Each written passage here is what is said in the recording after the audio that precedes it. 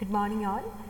As we have seen in the previous classes, we have started with the fourth module, which is trial balance. So I have given you an introduction about trial balance. I hope you have understood the basic purpose of preparing a trial balance, the meaning of trial balance and the components of trial balance. So in today's class, let's see how to prepare a trial balance. Okay. So what I have done is I have included a few items which normally appear in a trial balance. So these all are the various, what all we record in a trial balance. We record all the accounts which are prepared after posting it to respective ledger accounts, isn't it? So first we pass journal entries, then based on journal entries we prepare various accounts, and the balances of the accounts or the total of the accounts, as in the case of incomes and expenses, we don't balance the accounts. ഓർക്കുന്നുണ്ടാവും അല്ലേ? അസറ്റും liability ഒക്കെയാണ് നമ്മൾ balance ചെയ്യുക, income എക്സ്പെൻസും ഒക്കെയാണ് നമ്മൾ total എഴുതി വെക്കുകയുള്ളൂ. So അങ്ങനെ ഏത് account എടുത്താലും ആ ഓരോ അക്കൗണ്ടിൻ്റെയും ഒരു നെറ്റ് റിസൾട്ട് ഉണ്ട് അല്ലേ? It can B A balance or it can B the total. അതൊക്കെ നമ്മൾ എടുത്തെഴുതുന്ന ഒരു സ്റ്റേറ്റ്മെൻറ്റിനെയാണ് നമ്മൾ ട്രയൽ ബാലൻസ് എന്ന് വിളിക്കുക. And it is meant for checking the arithmetical accuracy of the various postings and ledger account preparations that we have done. Okay. So if the total of the debit is equal to the total of the credit, we assume that the ledgers have been prepared correctly.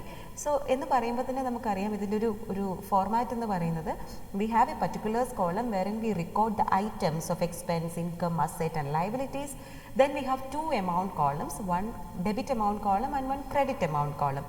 So what we do is we record all the debit balances in the debit amount column and we record all those items with credit balance in the credit amount column. So total നമ്മൾ നോക്കും debit ആണോ credit ആണോ കൂടുതലെന്ന് നോക്കും. Debit side ആണ് കൂടുതൽ amount ഉള്ളതെങ്കിൽ ആ particular items എല്ലാം നമ്മൾ ഡെബിറ്റ് എമൗണ്ട് കോളത്തിൽ എഴുതും. ക്രെഡിറ്റ് സൈഡ് ആണ് കൂടുതലെങ്കിൽ ആ പർട്ടിക്കുലർ ഐറ്റംസ് എല്ലാം ക്രെഡിറ്റ് എമൗണ്ട് കോളത്തിലും എഴുതും. പിന്നെ ഓർക്കേണ്ട ഒരു കാര്യം, ഒരു റൂൾ ഓഫ് തമ്പ് എന്ന് പറയുന്നത്, assets and expenses have debit balance, liability, income and capital have got credit balance. അതും നമുക്ക് ഓർത്ത് വയ്ക്കാവുന്ന ഒരു കാര്യമാണ്. സോ ഒരു പർട്ടിക്കുലർ ഐറ്റം അസറ്റ് ആണെങ്കിൽ ഡെബിറ്റ് ബാലൻസ്, ലയബിലിറ്റി ആണെങ്കിൽ ക്രെഡിറ്റ് ബാലൻസ്, ഇൻകം ആണെങ്കിൽ ക്രെഡിറ്റ് ബാലൻസ്, എക്സ്പെൻസ് ആണെങ്കിൽ ഡെബിറ്റ് ബാലൻസ്, ക്യാപിറ്റൽ ആണെങ്കിൽ again it is got credit balance. So ഇങ്ങനെയൊക്കെയാണ് നമ്മൾ ഒന്ന് ഓർത്ത് വയ്ക്കാനായിട്ടുള്ള ചെറിയ ടിപ്സ് എന്ന് പറയുക. സോ നമുക്കിങ്ങനെ പല ഐറ്റംസ് ഒന്ന് കണ്ടുപോകാം. എക്സ്പ്ലെയിൻ ചെയ്യേണ്ട കാര്യമില്ല, കാരണം ഓരോ ഐറ്റംസ് നിങ്ങൾക്ക് അറിയാവുന്നതാണ്. ജസ്റ്റ് ഒന്ന് ഫെമിലിയറൈസ് ചെയ്യാമെന്ന് ഞാൻ വിചാരിച്ചിട്ടുള്ളൂ. സോ ഫസ്റ്റ് ഐറ്റം ഈ സെയിൽസ് നിങ്ങൾക്ക് അറിയാം ഇൻകം ആണെന്ന്. സോ അതുകൊണ്ടാണ് ഇത് ക്രെഡിറ്റ് എമൗണ്ട് കോളത്തിൽ എഴുതിയിരിക്കുക. പിന്നെ പ്രിപ്പയർ ചെയ്യുമ്പോൾ അതിനൊരു ഓർഡർ ഒന്നുമില്ല, നിങ്ങൾക്ക് ഏത് ഓർഡറിൽ വേണമെങ്കിലും എഴുതാം.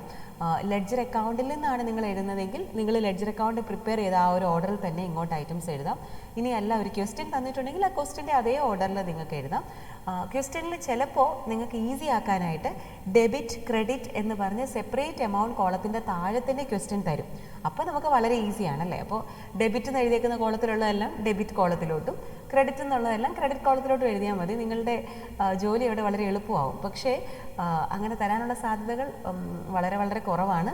നോർമലി എങ്ങനെ ചെയ്യാമെന്ന് വെച്ചാൽ വെറുതെ എമൗണ്ട്സ് മാത്രം തരും. ആ എമൗണ്ട്സ് എടുത്ത് നമ്മൾ എന്താ പറയുക, കറക്റ്റായിട്ടുള്ള പോസ്റ്റിംഗ് നടത്തണം. ഡെബിറ്റിലും ക്രെഡിറ്റിലും പോസ്റ്റിംഗ് നടത്തുക എന്നുള്ളതാണ് നമ്മളുടെ ടാസ്ക്.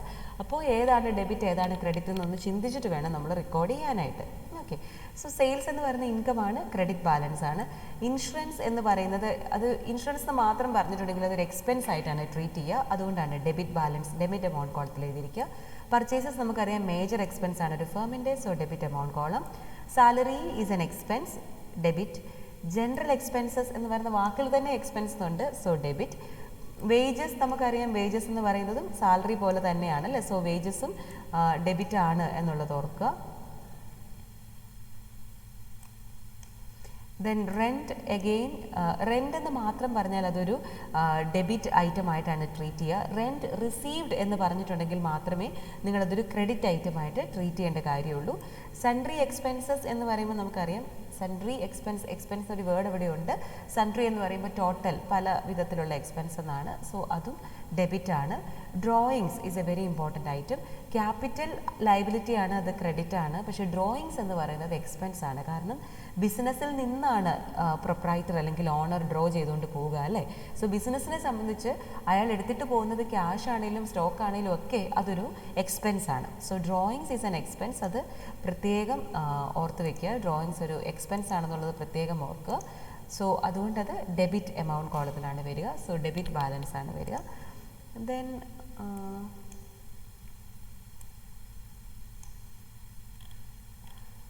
അടുത്ത ഐറ്റംസ് എന്ന് പറയുന്നത് ഡിസ്കൗണ്ട് അലവ്ഡ് ആൻഡ് ഡിസ്കൗണ്ട് റിസീവ്ഡ്. വളരെ വളരെ ഇമ്പോർട്ടൻ്റ് ആസ്പെക്ട്സ് ആണ്. നമ്മൾ ഓൾറെഡി പഠിച്ചതാണ്. എൻട്രീസ് ഒക്കെ പാസ് ചെയ്തപ്പോൾ നിങ്ങൾ ഓർക്കുന്നുണ്ടാവും.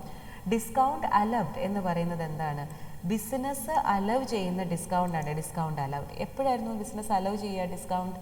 ബിസിനസ്സിന് ക്യാഷ് കിട്ടാനുള്ളപ്പോൾ പ്രോംപ്റ്റ് പേയ്മെൻറ്റ് എൻഷുർ ചെയ്യുന്നതിന് വേണ്ടി ബിസിനസ് എന്ത് ചെയ്യും?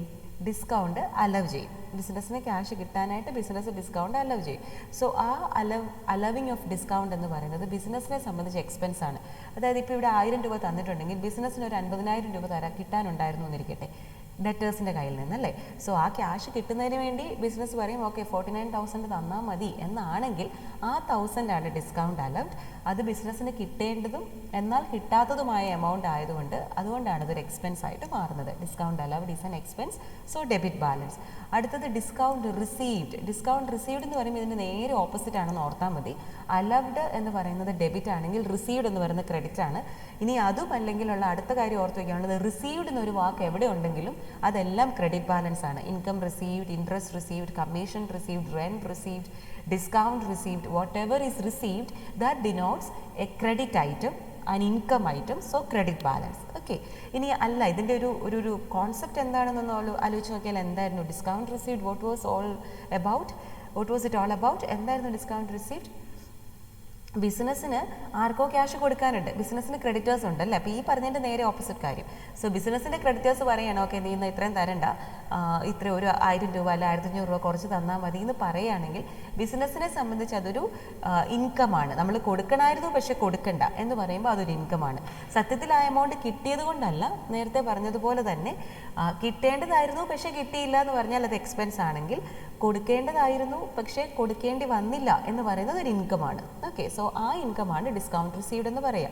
Then carriage, cartage, factory expenses, fuel, oil, electricity expense എന്നൊക്കെ പറയുന്നത് എക്സ്പെൻസ് ആണ്. ക്യാരേജ് ഇൻവേർഡ്സ് ആണെങ്കിലും ക്യാരേജ് ഔട്ട്വേർഡ്സ് ആണെങ്കിലും എക്സ്പെൻസ് ആണെന്ന് ഓർക്കുക. ക്യാരേജ് ഇൻവേർഡ്സ് എന്ന് പറഞ്ഞാൽ ബിസിനസ്സിലേക്ക് ഗുഡ്സ് വരുമ്പോൾ കൊടുക്കേണ്ടി വരുന്ന ക്യാരേജ് ആണ്. ആ ഒരു എന്താ പറയുക ലോഡിംഗ് ഒക്കെ എക്സ്പെൻസസ് ആണ്. ക്യാരേജ് ഔട്ട്വേർഡ്സ് എന്ന് പറഞ്ഞാൽ ബിസിനസ്സിൽ നിന്നും ഗുഡ്സ് പോകുമ്പോൾ കൊടുക്കേണ്ടി വരുന്ന എക്സ്പെൻസ് ആണ്. രണ്ടും എക്സ്പെൻസ് തന്നെയാണ് കേട്ടോ, അത് ഓർക്കുക. ദെൻ കമ്മീഷൻ റിസീവ്ഡ് എന്നുള്ള ഒരു വാക്കുള്ളത് കൊണ്ട് തന്നെ നമുക്കറിയാം അത് ഇൻകമാണ്. സോ അത് ക്രെഡിറ്റ് ബാലൻസ് ആണ്. സെയിൽസ് എക്സ്പെൻസ് എന്നൊരു വേർഡ് ഉണ്ട്, അത് ഡെബിറ്റ് ബാലൻസ് ആണ്. പ്രെമിസസ് എന്ന് പറയുന്നത് അസറ്റാണ്. Land, premises, freehold property എന്നൊക്കെ പറയുന്നത് അസറ്റാണ്. Building, all that are assets. So അസറ്റ്സിനെല്ലാം ഡെബിറ്റ് ബാലൻസ് ആണെന്നുള്ളത് ഓർക്കുക. Okay, I hope it is going fine with you. Then capital നമുക്കറിയാം. ക്യാപിറ്റൽ എന്ന് പറയുന്നത് ഒരു ക്രെഡിറ്റ് ബാലൻസ് ആണ്, അതൊരു ലയബിലിറ്റി ആണ്. എന്താ പറയുക, ഓണേഴ്സ് ഇക്വിറ്റി എന്നൊക്കെ നമ്മൾ പഠിച്ചായിരുന്നു അല്ലേ. The claim of owner in the business, അല്ലെങ്കിൽ ബിസിനസ് ഓണറിന് കൊടുക്കാനായിട്ടുള്ള ക്യാഷാണ് ക്യാപിറ്റൽ എന്ന് പറയുക. ഓണർ ഇൻവെസ്റ്റ് ചെയ്തിട്ട് ബിസിനസ് അതിന് ഇൻഡെപ്റ്റഡ് ആണ് ഓണറോട് അല്ലേ. So that amount denotes A liability, it denotes A credit item naturally on the credit side. Then opening stock പ്രത്യേകം നിങ്ങൾ ഓർക്കുക. ഓപ്പണിംഗ് സ്റ്റോക്ക് എന്നൊരു വേർഡ് ആയിരിക്കില്ല ചിലപ്പോൾ തരിക. ഇത് നമ്മളിവിടെ ഡേറ്റ് നോക്കി, നമ്മൾ കഴിഞ്ഞ ക്ലാസ്സിൽ പറഞ്ഞായിരുന്നു trial balance is it's not mandatory to prepare trial balance as on the closing date, it can be prepared any time എന്നൊക്കെ നമ്മൾ പഠിച്ചായിരുന്നു. പക്ഷേ നോർമലി ക്ലോസിംഗ് ഡേറ്റിൽ പ്രിപ്പയർ ചെയ്യും. അതാണ് 31/3/2020 എന്ന് തന്നിരിക്കുന്നത്. സോ ഈ ഓപ്പണിംഗ് സ്റ്റോക്ക് എന്ന് പറയുമ്പോൾ അപ്പോൾ എന്നായിരിക്കും ഓപ്പണിംഗ് സ്റ്റോക്ക് ഉണ്ടാവുക? Opening stock 31st March 2020 year end ചെയ്യുന്നതെങ്കിൽ ഓപ്പണിംഗ് സ്റ്റോക്ക് അപ്പോൾ എന്നായിരിക്കും? 1/4/2019 ആയിരിക്കും. ഓക്കെ, കാരണം ഏപ്രിൽ ടു മാർച്ച് ആണ് ഒരു ഇയർ എന്ന് പറയുക, അല്ലെ ജാൻ ടു ഡിസംബർ ആണ് ഒരു ഇയർ എന്ന് പറയുക. സോ ഓപ്പണിംഗ് സ്റ്റോക്ക് എന്ന് പറയുന്നത് വർഷത്തിൻ്റെ തുടക്കത്തിൽ, അതായത് 1/4/2019 ഉണ്ടായിരുന്ന സ്റ്റോക്കാണ് 11,000. സോ ഓപ്പണിംഗ് സ്റ്റോക്ക് എന്നോ അല്ലെങ്കിൽ stock on A particular date എന്ന് പറഞ്ഞ് ഓപ്പണിംഗ് ഡേറ്റ് തന്നിട്ടുണ്ടെങ്കിൽ അത് നമ്മൾ എടുക്കുക, ഡെബിറ്റ് ബാലൻസ് ആയിട്ട് കൊടുക്കുക opening stock. Okay, opening stock മാത്രമേ എടുക്കാൻ പാടുള്ളൂ എന്നുള്ളത് ഓർക്കുക. ക്രെഡിറ്റേഴ്സ് എന്ന് പറയുന്ന എമൗണ്ട് നാച്ചുറലി ലയബിലിറ്റി ആണ്. ക്രെഡിറ്റ് ഐറ്റമാണ് ക്രെഡിറ്റേഴ്സ് എന്ന് പറയുക. ഡെറ്റേഴ്സ് അപ്പോൾ നാച്ചുറലി അസറ്റാണ്, ഡെബിറ്റ് ഐറ്റമാണ്. മെഷീനറി എന്ന് പറയുമ്പോൾ നമുക്കറിയാം അത് അഗെയിൻ അസറ്റാണ്. ഞാൻ നേരത്തെ പറഞ്ഞു plant, machinery, land, freehold property, premises എന്നൊക്കെ പറയുന്നത് അസറ്റാണ്. അതെല്ലാം ഡെബിറ്റ് ബാലൻസ് ആണ്. Cash in hand again a current asset, it's a debit balance. Cash in hand എന്ന് പറയുന്നത് ഡെബിറ്റ് ബാലൻസ് ആണ്, അസറ്റ് ആയതുകൊണ്ട് തന്നെ. ഇനി ഈ പറഞ്ഞ കാര്യങ്ങളൊക്കെ ഒന്ന് ഓർത്ത് വെക്കണേ. Interest on investment, I think I have denoted about investments. ഇവിടെ കുറച്ച് ഐറ്റം വിട്ടുപോയായിരുന്നു, സോറി. നമ്മൾ എവിടം വരെയാണ് പറഞ്ഞേ? പ്രമിസസ് വരെ പറഞ്ഞായിരുന്നു അല്ലേ. സോ പ്രമിസസ് കഴിഞ്ഞാൽ ഈ കാര്യങ്ങളോടൊക്കെ നോക്കി. പ്രമിസസ് പറഞ്ഞു ഡെബിറ്റ് ആണ്, അസറ്റ് ആണെന്ന് പറഞ്ഞു. Bank over draft. Bank over draft നമുക്കറിയാം ബാങ്കിൽ നിന്നൊരു ലോൺ എടുത്തതുപോലെ തന്നെയാണ് ബാങ്ക് ഓഡി എന്ന് പറയുക, ബാങ്ക് ഓവർ ഡ്രാഫ്റ്റ് എന്ന് പറയുക. ബാങ്കിൽ നമുക്കൊരു ഡിപ്പോസിറ്റ് ഉണ്ടെങ്കിൽ അതിൽ ഉള്ളതിലും കൂടുതൽ തുക നമ്മൾ പിൻവലിക്കാനുള്ള ഒരു ഫ്ലെക്സിബിലിറ്റി കറണ്ട് അക്കൗണ്ട് ഹോൾഡേഴ്സിന് ബാങ്ക് തരുന്നുണ്ട്. ബിസിനസ് മെന്നിന് വേണ്ടിയിട്ടാണ് അത് കൊടുക്കുക. ഫോർ എക്സാമ്പിൾ ബിസിനസ് മെൻ്റെ അക്കൗണ്ടിൽ ഒരു 1 ലക്ഷം രൂപയോ ഉള്ളെങ്കിലും അവർക്കൊരു 1 ലക്ഷം രൂപ അവരുടെ ക്രെഡിബിലിറ്റി അനുസരിച്ച്, ക്രെഡിറ്റ് വർത്തിനൻസ് അനുസരിച്ച് അവർക്ക് എന്തുമാത്രം രൂപ തിരിച്ചു കൊടുക്കാനുള്ള റീപേയ്മെൻറ്റ് കപ്പാസിറ്റി എന്തുമാത്രം ഉണ്ടെന്ന് അനുസരിച്ചിട്ടാണ് ബാങ്ക് ഓഡി നിശ്ചയിക്കുക, ഓഡിയുടെ ലിമിറ്റ് നിശ്ചയിക്കുക. സോ ഒരു ബിസിനസ്സൊക്കെ വെൽ ഓഫ് ആണ്, അവർക്ക് ബിസിനസ്സൊക്കെ നന്നാണ്, എന്തെങ്കിലും നല്ലതായിട്ട് പോവുകയാണെങ്കിൽ അവർക്കൊരു 1 ലക്ഷത്തിൻ്റെ 2 ലക്ഷത്തിൻ്റെയൊക്കെ ക്രെഡിറ്റ് ലിമിറ്റ് സാങ്ഷൻ ചെയ്യാം. അതായത് അക്കൗണ്ടിൽ തുക ഇല്ലെങ്കിലും ഒരു 2 lakh rupees അവർക്ക് എടുക്കാൻ പറ്റും, അതിന് ഇൻട്രസ്റ്റ് ചാർജ് ചെയ്യും. സോ ആ ഒരു എമൗണ്ട് എന്ന് പറയുന്നത് ബാങ്കിനെ സംബന്ധിച്ച് അത് ബാങ്ക് ലെൻഡ് ചെയ്യുന്നതിന് തുല്യം തന്നെയാണ്. നമ്മളെ സംബന്ധിച്ച്, ബിസിനസ് മാനെ സംബന്ധിച്ച് അതൊരു ലോണിന് തുല്യമാണ്. അതുകൊണ്ടാണത് ലോൺ എന്ന് പറയുമ്പോൾ നിങ്ങൾക്ക് അറിയാം ലയബിലിറ്റിയാണ് ക്രെഡിറ്റ് ബാലൻസ് ആയിട്ട് വരിക. Bad debts is a very very important item, something which you might not be familiar with. Bad debts എന്ന് പറഞ്ഞാൽ എന്താ? ഡെറ്റേഴ്സ് എന്നൊരു വാക്ക് നിങ്ങൾ കേട്ടിട്ടുണ്ട് അല്ലേ? ഡെറ്റേഴ്സ് എന്ന് പറഞ്ഞാൽ എന്താ? നമുക്ക് കിട്ടാനുള്ളത് എന്നല്ലേ. സോ ഡെറ്റേഴ്സ് എന്നുള്ളൊരു വാക്കിൻ്റെ കൂടെ തന്നെ ഡെറ്റേഴ്സ് നമ്മൾ പറഞ്ഞോ? ഡെറ്റേഴ്സ് നമ്മൾ പറഞ്ഞില്ല എന്ന് തോന്നുന്നു, പോട്ടെ നമുക്ക് പറയാം. സോ ഡെറ്റേഴ്സ് എന്നൊരു വാക്കുണ്ട്. ഡെറ്റേഴ്സ് എന്ന് പറയുന്നത് അസറ്റാണെന്ന് നമുക്കറിയാം, നമുക്ക് ക്യാഷ് തരാനുള്ളവരാണെന്ന് നമുക്കറിയാം. സോ ഡെറ്റേഴ്സിന് പറ്റിയ മറ്റൊരു പേര് നമ്മൾ പറഞ്ഞിട്ടുണ്ട്, ബുക്ക് ഡെറ്റ്സ്. പ്രത്യേകം ഓർക്ക്, ഡെറ്റേഴ്സിൻ്റെ മറ്റൊരു പേരാണ് ബുക്ക് ഡെറ്റ്സ് എന്ന് പറയുക. സോ അതും ഡെബിറ്റ് ഐറ്റം തന്നെയാണ്. അപ്പോൾ ഈ ഡെറ്റേഴ്സിൽ നമുക്ക് കിട്ടുന്നത് നിങ്ങൾ കേട്ടിട്ടുണ്ടാവും, കിട്ടാക്കട എന്നൊക്കെ കേട്ടിട്ടുണ്ടാവും അല്ലെ, എഴുതി തള്ളുക എന്നൊക്കെ കേട്ടിട്ടുണ്ടാവും അല്ലേ. കിട്ടാക്കട എഴുതി തള്ളി എന്നൊക്കെ പറഞ്ഞാൽ എന്താ? അതിന് എന്തായാലും കിട്ടില്ല എന്ന് നമുക്ക് ഉറപ്പാണ്. അങ്ങനെയുള്ളപ്പോൾ അതെന്താ? നമ്മളുടെ എക്സ്പെൻസ് ആണ്. മനസ്സിലാവുന്നുണ്ടോ? എനിക്ക് ഒരു 10,000 രൂപ ഡെറ്റേഴ്സിൽ നിന്ന് കിട്ടാനുണ്ടായിരുന്നു. പക്ഷേ ആ ഡെറ്റേഴ്സിനെ നമുക്ക് പലതായിട്ട് തിരിക്കാം. ഗുഡ്, ബാഡ് ആൻഡ് ഡൗട്ട്ഫുൾ എന്ന് തിരിക്കാം. ഗുഡ് എന്ന് പറഞ്ഞാൽ അത് തിരിച്ചു കിട്ടുന്ന തുകയാണ്, അതിനെയാണ് ഗുഡ് എന്ന് പറയാം. ഡൗട്ട്ഫുൾ എന്ന് പറഞ്ഞാൽ ഈ 10,000-ൽ നിന്ന് ഒരു 5,000 രൂപ ഗുഡ് ആണെന്ന് പറഞ്ഞാൽ 5,000 രൂപ നമുക്ക് തിരിച്ചു കിട്ടും. ഒരു 3,000 rupees ഡൗട്ട്ഫുൾ ആണെന്ന് പറഞ്ഞാൽ അത് മൊത്തം കിട്ടുമെന്ന് നമുക്കത്ര ഉറപ്പില്ല. അപ്പോൾ എത്രയാണോ കിട്ടുന്നത് അത് ഗുഡാണ്, ബാക്കി ബാഡായിട്ട് പോകും. പിന്നെ ഒരു 2,000 rupees ബാഡ് ഡെറ്റ് ആണ് എന്ന് പറഞ്ഞാൽ അത് കിട്ടില്ല എന്നാണ് അർത്ഥം. സോ അത് നമ്മളെ സംബന്ധിച്ച് എക്സ്പെൻസ് ആണ്. സോ ബാഡ് ഡെറ്റ്സ് എന്ന് പറയുന്ന ഐറ്റം എക്സ്പെൻസ് ആണെന്ന് ഓർക്കുക. അതുകൊണ്ട് തന്നെ അത് ഡെബിറ്റ് എമൗണ്ട് കോളത്തിലാണ് വരുന്നതെന്ന് ഓർക്കുക. ഇൻവെസ്റ്റ്മെൻറ്റ് എന്ന് പറയുന്നത് എന്താ? നമ്മൾ ബാങ്കിലൊക്കെ ഡിപ്പോസിറ്റ് ചെയ്യുന്നു എന്ന് പറയുന്നത് നമുക്ക് ഇൻവെസ്റ്റ്മെൻ്റ് ആണ് അല്ലേ. ബിസിനസ്സിനെ സംബന്ധിച്ച് ഇൻവെസ്റ്റ്മെൻറ്റ് എന്ന് പറയുന്ന അസറ്റാണ്. അത് ക്യാഷ് ആയിട്ടാകാം, സ്റ്റോക്ക് ആയിട്ടാകാം, ഗോൾഡ് ആയിട്ടാകാം, പ്രോപ്പർട്ടി ആയിട്ടാകാം. എങ്ങനെയാണെങ്കിലും ഇൻവെസ്റ്റ്മെൻറ്റ് എന്ന് പറയുന്നത് ഒരു അസറ്റാണ്. സോ അതിനെക്കുറിച്ചാണ് നമ്മളിവിടെ ഇവിടെയും കുറച്ച് പറയാനുണ്ടായിരുന്നു. ഓക്കെ, സോ നമ്മളിവിടെ ഓപ്പണിംഗ് സ്റ്റോക്ക് വരെ പറഞ്ഞായിരുന്നു. ഓപ്പണിംഗ് സ്റ്റോക്ക് കഴിഞ്ഞിട്ട് ക്രെഡിറ്റേഴ്സ് നമുക്കറിയാം, നമുക്ക് ക്യാഷ് തരാനുള്ളവരാണ്. 7,000 rupees എന്ന് പറയുന്നത് ക്രെഡിറ്റേഴ്സ്, നമുക്ക് ക്രെഡിറ്റ് ബാലൻസ് ആണ്.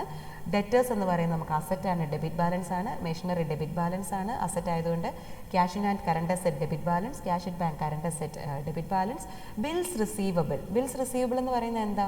നമ്മളെ സംബന്ധിച്ച് ഡെറ്റേഴ്സ് പോലെ തന്നെയാണ്. നമ്മൾ ബിൽ ഇഷ്യൂ ചെയ്തിട്ടുണ്ട്, നമുക്ക് ക്യാഷ് ഒരാൾ തരാനുണ്ടായിരുന്നു.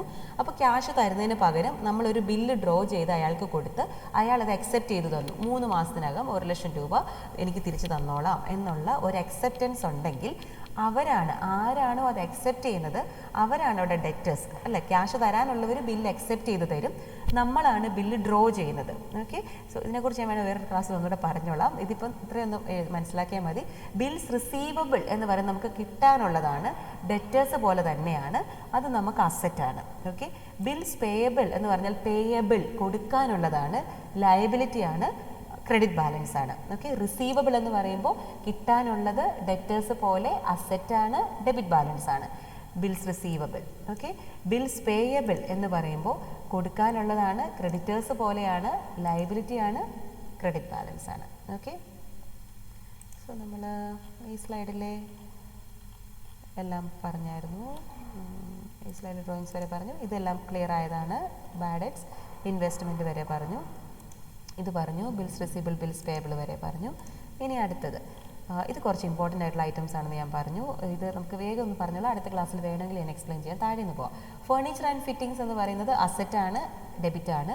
ഫിക്സ്ചേഴ്സ് ആൻഡ് ഫിറ്റിംഗ്സ് എന്ന് പറഞ്ഞാലും അസറ്റാണ്, ഡെബിറ്റാണ്. ഈ വാക്കുകളൊന്നും നിങ്ങൾക്ക് പരിചയമില്ലാത്തതാണ് ഞാൻ എഴുതിയിരിക്കുന്നത്. രണ്ടും അസറ്റാണ്, ഡെബിറ്റാണ്. ബാഡ് ഡെറ്റ്സ് നമ്മൾ പറഞ്ഞു. ബാഡ് ഡെറ്റ്സ് എന്ന് പറയുന്നത് എന്താണ് നമ്മൾ പറഞ്ഞത്? ബാഡ് ഡെറ്റ്സ് ആയതുകൊണ്ട് ഡെറ്റേഴ്സിൽ നിന്ന് കിട്ടാനുള്ള തുക കിട്ടില്ല എന്നുണ്ടെങ്കിൽ ആ ബാഡ് ആയിട്ടുള്ളത് നമുക്ക് കിട്ടാനുള്ളത് കിട്ടില്ലാത്തത് കൊണ്ട് നമുക്കത് എക്സ്പെൻസ് ആണ് എന്ന് പറഞ്ഞു. ഇൻട്രസ്റ്റ് ഓൺ ഓവർ ഡ്രാഫ്റ്റ് എന്ന് പറയുന്നത് എന്താ?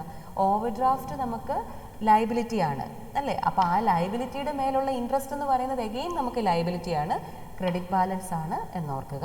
ഇൻട്രസ്റ്റ് ഓൺ ലോണും അതുപോലെ തന്നെയാണ്. ലോൺ നമുക്ക് ലയബിലിറ്റിയാണ്, ക്രെഡിറ്റ് ബാലൻസ് ആണ്. ആ ലോണിൻ്റെ മേലുള്ള ഇൻട്രസ്റ്റോ അതും നമുക്ക് ലയബിലിറ്റിയാണ്, അത് നമുക്ക് ലയബിലിറ്റിയാണ് എന്നുള്ളതൊന്നും ഓർക്കും. അല്ലെങ്കിൽ ഇത് നമുക്ക് അടുത്ത ക്ലാസ്സിൽ നമുക്ക് എക്സ്പ്ലെയിൻ ചെയ്യാം. അതായിരിക്കും ഇവിടെ വന്നു കഴിഞ്ഞാൽ നിങ്ങൾക്ക് കൺഫ്യൂഷൻ ആവും. ഇത് നമുക്ക് അടുത്ത ക്ലാസ്സിൽ ഞാൻ പറയാം. ഇപ്പോൾ അത് വിട്ടേക്ക് നിങ്ങൾ. ഈ ഒരു ബാഡ് ഡെറ്റ്സിൻ്റെ കേസ് മാത്രം ഒന്ന് ഓർത്താൽ മതി. ബാഡ് ഡെറ്റ്സും ഫർണിച്ചറും ഫിറ്റിംഗ്സും മാത്രം ഓർക്കുക. This I will talk about in the next class. Okay. So ഇപ്പോൾ ഇന്ന് പറഞ്ഞ ഐറ്റംസ് ഒക്കെ കുറേ ഐറ്റംസ് ഉണ്ട്. ഇപ്പോൾ കുറച്ച് പേർക്ക് ഇത് ഈസി ആയിരിക്കും. ഐറ്റംസ് ഇത്ര പരിചയമില്ലാത്തവർക്ക് അത് അത്ര ഈസി ആവുമെന്ന് എനിക്കറിയില്ല. സോ ഈ ഐറ്റംസ് ഒക്കെ നിങ്ങൾ സ്ലൈഡൊക്കെ ഒന്ന് നോക്കി ഒന്ന് മനസ്സിലാക്കി വെക്കുക. ഇത് നിങ്ങളുടെ പല ക്വസ്റ്റ്യനിൽ നിന്ന് ഞാൻ എടുത്തിട്ടിരിക്കുന്നതാണ്. അപ്പോൾ പല ക്വസ്റ്റ്യനിലായിട്ട് നിങ്ങൾ ഇതൊക്കെ കാണും. അപ്പോൾ ഇത് ഓരോന്നും എന്താണെന്നുള്ളതൊക്കെ ഒന്ന് നോക്കി മനസ്സിലാക്കുക. ഇവിടെ ഒരു ചെറിയ കറക്ഷനുണ്ട്, അത് ഞാൻ അടുത്ത ക്ലാസ്സിൽ പറഞ്ഞു തന്നോളാം. Then bad is furnitures and fittings മാത്രം ഈ ക്ലാസ്സിൽ നിന്ന് നോക്കി മനസ്സിലാക്കുക. Okay. So it's almost time 16 minutes. അപ്പോൾ ടെക്സ്റ്റിൽ നമ്മൾ എക്സ്പ്ലെയിൻ ചെയ്ത ഇത്രയും കാര്യങ്ങൾ നോക്കുക. പ്രോബ്ലം ഏതാ ചെയ്യേണ്ടതെന്നുള്ളത് ഞാൻ പറയാം. ഇന്ന് ഇതൊന്ന് നോട്ടിലോട്ട് ഈ ഐറ്റംസ് ഒക്കെ ഒന്ന് എഴുതി ഒന്ന് പരിചയപ്പെട്ട് വയ്ക്കുക. വെറുതെ ഒരു ടോട്ടൽ ചെയ്യേണ്ട, ട്രയൽ ബാലൻസിൻ്റെ ഒരു ഫോർമാറ്റ് ഉണ്ടാക്കി ഇത്രയൊക്കെ ഒന്ന് എഴുതിയിടുക കേട്ടോ. സോ അത്രയേ ഉള്ളൂ. അപ്പോൾ നമുക്ക് അടുത്ത ക്ലാസ്സിൽ കാണാം. Thank you so much.